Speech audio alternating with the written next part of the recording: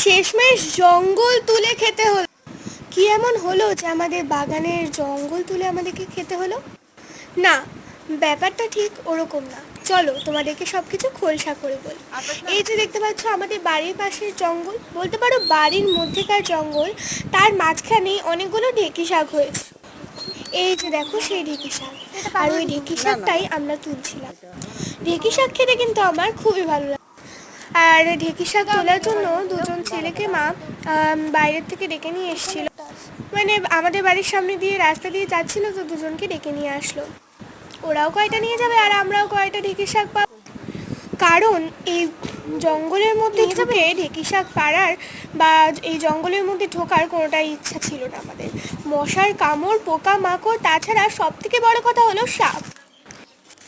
গ্রীষ্মকালে মাঝে মাঝে কিন্তু জঙ্গলের ভেতরে সাপ ঢুকে থাকে, তাই আমাদের কারোরই সাহস হয়নি এই অসাধ্য সাধন করার জন্য। সে যাই হোক, ঢেঁকি শাক কিন্তু দুই প্রকার হয়। এই যে আমার হাতে যেটা দেখতে পাচ্ছ ওটা হচ্ছে পাগলা ঢেঁকি, আরেকটা থাকে ওটা নর্মাল ঢেঁকি। এই পাগলা ঢেঁকি খেলে জানো মানুষ বলে পাগল হয়ে যায়। তাই আমি এই পাগলা ঢেঁকিটাকে ফেলে দিচ্ছি। আর এই যে দেখতে পাচ্ছ নর্মাল ঢেঁকি, একটু কিন্তু আলাদা আছে পাগলা ঢেঁকি আর নর্মাল ঢেঁকির মধ্যে। দেখো কতগুলো ঢেঁকি শাক উঠেছে, পরে কিন্তু আরও উঠেছিল। এইটুকু তোমাদেরকে দেখালাম, পরে আরও পারলাম। আর তিথিনিয়া ফুলটা দেখো